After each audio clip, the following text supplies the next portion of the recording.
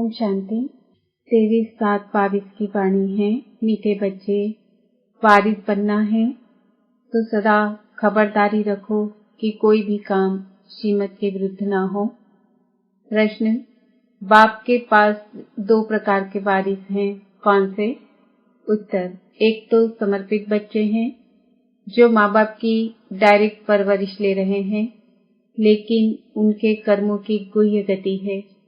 दूसरे जो घर गृहस्थ में रहते पवित्र और ट्रस्टी हैं, उन्हें संपूर्ण ट्रस्टी बनने में मेहनत जरूर लगती है, लेकिन अगर पूरे ट्रस्टी बन जाएं, सबसे ममत्व निकल जाए तो पूरे वर्षे के अधिकारी बन सकते हैं। गीत हमारे तीर्थ न्यारे हैं। ओम शांति। मीठे मीठे बच्चों ने गीत सुना, जिसका अर्थ भी नंबरवार पुरुषार्थ अनुसार बच्चों ने जाना, समझा। फिर भी बाबा विस्तार से समझाते हैं। दुनिया में और कोई नहीं जानते, परम पिता परमात्मा जो पतित पावन है, उनकी महिमा बहुत है, परंतु उनकी महिमा को कोई यथार्थ रीति से जानते नहीं। वह तो और ही सर्वव्यापी कह देते हैं, फिर गायन भी करते हैं पतित पावन। वह तो जरूर एक होगा ना, जो सबको आकर पावन बनाते हैं, इसलिए उनको सर्वव्यापी कह नहीं सकते, जबकि उनको कहते हैं पतित पावन आओ। यह किसकी बुद्धि में नहीं आता? भारत पावन था, अभी पतित है। तुम पावन दुनिया के मालिक थे, अभी पतित दुनिया में हो। जानते हो, हमको बाबा फिर से पावन दुनिया का मालिक बनाते हैं। जो मालिक बनाने वाले थे वही आए हुए हैं। यह है तुम्हारी चैतन्य यात्रा, जिसके यादगार के भक्ति मार्ग में वह यात्रा चली आती है। तुम बच्चे जानते हो कि अभी वही पूज्य देवी देवता जो पुजारी बने थे, वही ब्राह्मण बने हैं, फिर सो देवता बनेंगे। बाप ही बैठ कर्म अकर्म विकर्म की गुह्य गति समझाते हैं। भविष्य नई दुनिया में तुम्हारे कर्म अकर्म होंगे, यथा राजा रानी तथा प्रजा। बाकी सब शांति धाम में थे। यह तो बड़ी सहज बात है कि भारत सुखधाम था। संपूर्ण निर्विकारी थे, जिन्हों का देवी देवता नाम मशहूर है, दूसरा कोई नाम नहीं लेते हैं। लक्ष्मी नारायण सूर्यवंशी, फिर राम सीता चंद्रवंशी थे, फिर उन्हों की डिनास्टी कहा जाता है। इतनी और किसकी डिनास्टी नहीं चलती है? कृष्ण की भी थोड़ा समय चलती है, पहले बादशाही नहीं होती है। आधा समय के बाद जब प्रजा वृद्धि को पाती है, तब राजाई चलती है। एडवर्ड, जॉर्ज आदि फिरते रहते हैं, थोड़े थोड़े टाइम में फिर बदलते जाते हैं। यह एक ही डिनास्टी है जो 1250 वर्ष चलती है। इसमें बदली सदली नहीं होती है। सूर्यवंशी चंद्रवंशी डिनास्टी वालों का ही नाम चलता है। समझा जाता है कि भिन्न नाम रूप देश काल होंगे, लंबी चौड़ी डिनास्टी चलती है, चेंज नहीं होती है। इस समय तुम बच्चों को बाप बैठ अच्छा कर्म करना सिखलाते हैं। तुम बच्चे कभी किसी को दुख नहीं दो। यहाँ तुम सब पढ़ने के लिए बैठे हो। अपने अपने घर में भी बहुत रहते हैं, घर में रहते हुए भी वारिस बन सकते हैं। यहाँ जब तक माँ बाप परवरिश करते हैं, उन्हों के कर्मों की गति भी न्यारी है। बाकी जो बाहर रहते हैं, सब कुछ बाबा का समझ ट्रस्टी बनकर रहते हैं, वह भी जैसे वारिस हो गए। हाँ, डिफिकल्टी जरूर होती है। जब सबसे ममत्व टूट जाए और पूरा निश्चय हो, हम सब कुछ उनके अर्पण करते हैं। जीते जी हम उनकी मिल्कियत के ट्रस्टी हैं, ऐसे कोई जीते जी बनते नहीं हैं। जब मरने का समय होता है, तब ट्रस्टी बनाकर जाते हैं, यहाँ सरेंडर करते हैं। बाबा कहते हैं बच्चे ट्रस्टी होकर रहो। यह तो भक्ति मार्ग में भी कहते आए हो। भगवान ने सब कुछ दिया है।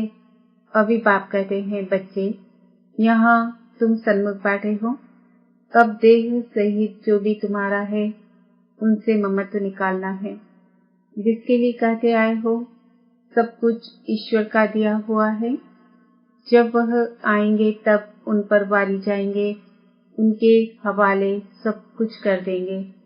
यहाँ तो इनको जायदाद आदि बनानी नहीं है। यह कोई लेने वाला नहीं है, देने वाला है। कहते हैं ट्रस्टी बन पूछते रहना है, क्योंकि भूल चूक कभी भी हो सकती है। पक्का ट्रस्टी होने में टाइम तो लगता है। बाबा जानते हैं टाइम लगेगा। ट्रस्टी होने से ही वारिस बनते हैं। यहाँ रहने वाले भी ट्रस्टी बनते हैं। बाबा कहते हैं मैं रिटर्न में वैकुंठ की पातशाही देता हूँ, तुम्हें दूसरा जन्म अमरलोक में लेना है। ट्रस्टी होकर फिर खबरदार भी रहना है। अक्सर करके गरीब ही निमित्त बनते हैं ऊंच पद पाने। वारिस बनते हैं कोई फिर पिछाड़ी में चंद्रवंशी में जाकर मालिक बनेंगे। तब तक बड़ों के आगे सर्विस करते रहेंगे। अब भी कई ऐसे हैं जो कभी उन्नति को नहीं पाते हैं। फिर समझा जाता है उनकी तकदीर में शायद कुछ नहीं है। सर्विस करते करते पिछाड़ी में कुछ पद पा लेंगे, तो भी रहेंगे। तो निकल गए तो प्रजा में भी कम से कम पद पाएंगे। बहुत है जो बोने हैं, वृद्धि को पाते ही नहीं है, कुछ समझते ही नहीं है। कर्म विकर्म की गति पाप ही समझाते हैं। यहाँ कुछ भी अच्छे कर्म नहीं करते तो विकर्म वृद्धि को पाते जाते हैं। तुम भी कहेंगे यह तो ड्रामा का पार्ट हुआ ना। यह भी चाहिए जरूर। जो राजाई के अंदर रहते नौकरी आदि करते रहेंगे, नौकर फिर उन्नति को पाते पिछाड़ी में राजाई पाएंगे। ईश्वर के पास रहते हुए ऐसे कर्म करते हैं तो फिर सजाएं भी बहुत खाते हैं, पद भी नीच मिलता है। इसलिए समझाया जाता है ऐसे ऐसे विकर्म नहीं करो, नहीं तो वृद्धि को पाते रहेंगे। सर्विस कुछ करते नहीं, खाते रहते हैं, पढ़ते भी नहीं। यह कर्मों की गुह्य गति देखो कैसी है। बाप ऐसे कर्म सिखलाते हैं जो स्वर्ग की राजाई पा सके। श्रीमत पर ऐसा कर्म करना है। आसुरी कर्म भी देखते हो, कितने गरीब फिर पापी अजामिल जैसे बन जाते हैं। यहाँ भी ऐसे बनते हैं। कोई तो बादशाह बनते, फिर कोई दास दासी बन पिछाड़ी में कुछ पद पा लेते हैं। ऐसे भी हैं। बाप अच्छी तरह जानते हैं। यहाँ रहते भी अच्छा कर्म नहीं करते हैं तो नशा भी नहीं रहता है।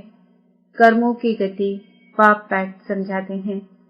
बाप कहते हैं मैं हूँ गरीब निवाज, मुझे गरीबों के पाई पाई से स्थापना करनी है। मैं साहूकार निवास तो नहीं हूँ। अक्सर करके माताएं गरीब होती है, उनके हाथ में कुछ भी नहीं रहता है। वह कोई हाफ पार्टनर नहीं है, नहीं तो विल करते तो आधा हिस्सा उन्हों का निकालते। घर के तो बच्चे ही वारिस होते हैं। भल गवर्नमेंट ने आजकल कायदे निकाले हैं। अभी तुम जानते हो भारत बिल्कुल ही गरीब है। कुमारियां अक्सर करके गरीब होती हैं। जब तक ससुर घर जाए, विकार का सौदा हो तब मिले। यह है ही विशेष वर्ल्ड। निर्विकारी कभी किसी के आगे हाथ नहीं जोड़ेंगे। यह किसको पता नहीं है। जो निर्विकारी है वही फिर विकारों में गिरते हैं। भगत लोग तो समझते कि कृष्ण हाजिरा हजूर है। भगवान कभी मरता नहीं, पुनर्जन्म नहीं लेता। तुमको तो अभी ज्ञान है, जानते हो लक्ष्मी नारायण सबसे ऊंच स्वर्ग के मालिक थे। सीता राम को स्वर्ग का मालिक नहीं कहेंगे। यह भी अभी रोशनी मिली है तो बाप समझाते हैं जबकि अब सदगति होती है तो दुर्गति का कोई भी कर्तव्य नहीं करना है। सबसे पहले तो देह अभिमान छोड़ना है। सबसे अच्छा कर्म है एक पाप को याद करना, से ही अभिमानी हो रहना। अपनी जांच करते रहना है, कोई विकार तो नहीं आया। लोभ भी नहीं करना है। जबकि सब कुछ ईश्वर का है तो हम लोभ क्यों रखें। हमको जो बाप कहते हैं वह करते हैं। बाप तो हर एक बच्चे की रग अच्छी तरह देखते हैं ना। पोता मेल भी देखते हैं। कोई बहुत गरीब होते हैं तो कुछ न कुछ 15-20 रुपया बचा कर भी देते हैं, अपना भविष्य बनाते हैं। बाप राय भी देते हैं, थोड़ा बहुत फिर अपने बैंक में रखो, 5 दो 10 बैंक में रखो। तो श्रीमत मिली ना, पेट को पट्टी बांध कर भी शिव बाबा को देते हैं। शिव बाबा इन द्वारा ही तुम्हारे रहने करने के प्रबंध में लगाते हैं। यह ब्रह्मा बाबा भी शिव बाबा का अकेला बच्चा है। यह इकट्ठा क्यों करेगा जबकि इसने ही अपना सब कुछ माताओं की सेवा में लगाया है, सब कुछ दे दिया। यह बच्चियां फिर 21 जन्मों के लिए वर्षा पाती है। तुम जानते हो हमारे देवी देवताओं का गृहस्थ धर्म पवित्र था, अभी तो पतित बन गए हो। तब बाबा समझाते हैं, यह भी ट्रस्टी हो गया ना, तुम माताओं को ट्रस्टी बना लिया, तुम यह संभालो, ममत्व टूट गया। बाप ने साक्षात्कार करा दिया कि तुम विश्व के मालिक बनते हो। विनाश की तैयारियां भी देख रहे हैं, परंतु यह कोई नहीं समझते कि विनाश कराने वाला कौन है। कोई प्रेरक जरूर है, समझते भी हैं कि विनाश होने वाला है। जरूर भगवान भी होगा, परंतु किस रूप में होगा। कृष्ण कैसे आए? भल कृष्ण का रूप बहुतों का बना देते हैं, परंतु वह तो आर्टिफिशियल हो जाता है। बहुत है जो कृष्ण का रूप बनाकर ठगते हैं। कोई का फिर जड़ मुट्ठी में भाव बैठ जाता है तो वैसे ही साक्षात्कार हो जाता है और फिर जाकर उनको चटकते हैं, क्योंकि कृष्ण है मस्त लवली बालक स्वर्ग का। उनमें कशिश बहुत है।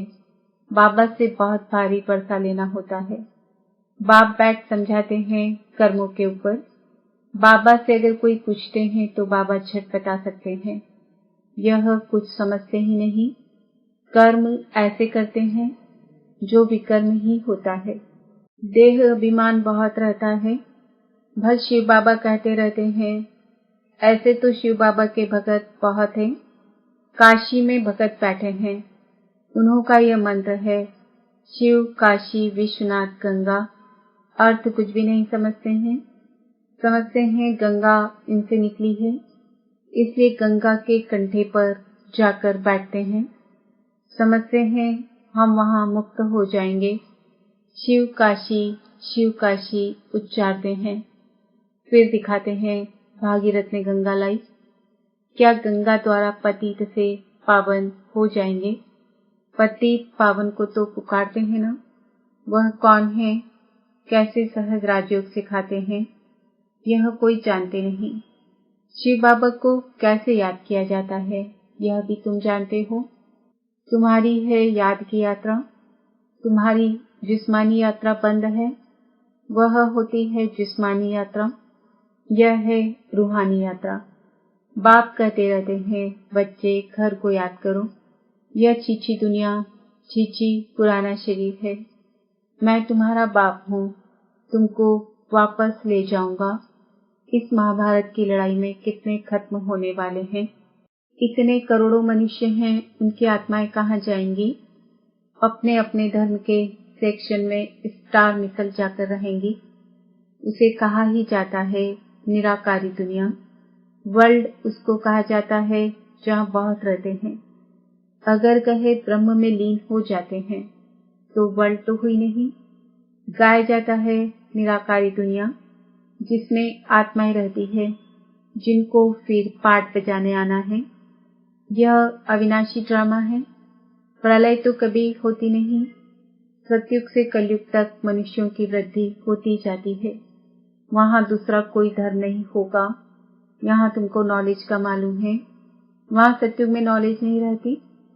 इस समय तो बाप आप समान त्रिकालदर्शी बनाते हैं। अच्छा, मीठे मीठे सिकिलदे बच्चों प्रति माता पिता बाप दादा का याद प्यार और गुड मॉर्निंग। रूहानी बाप की रूहानी बच्चों को नमस्ते। हम रूहानी बच्चों की रूहानी बाप दादा को याद प्यार गुड मॉर्निंग नमस्ते ओम शांति।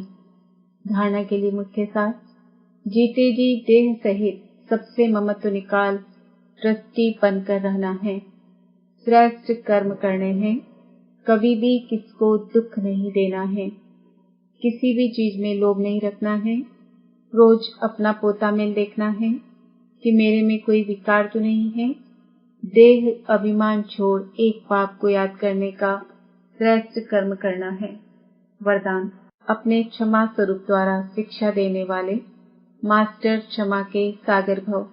यदि कोई आत्मा आपकी स्थिति को हिलाने की कोशिश करे, अकल्याण की वृत्ति रखे, उसे भी आप अपने कल्याण की वृत्ति से परिवर्तन करो या क्षमा करो।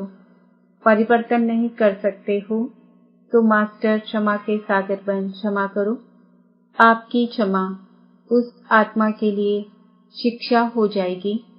आजकल शिक्षा देने से कोई समझता कोई नहीं, लेकिन क्षमा करना अर्थात शुभ भावनाएं की दुआएं देना, सहयोग देना। स्लोगन, स्वयं को और सर्व को प्रिय वही लगते हैं जो सदा खुशहाल रहते हैं। आज का स्वमान है, मैं आत्मा मास्टर क्षमा के सागर हूँ।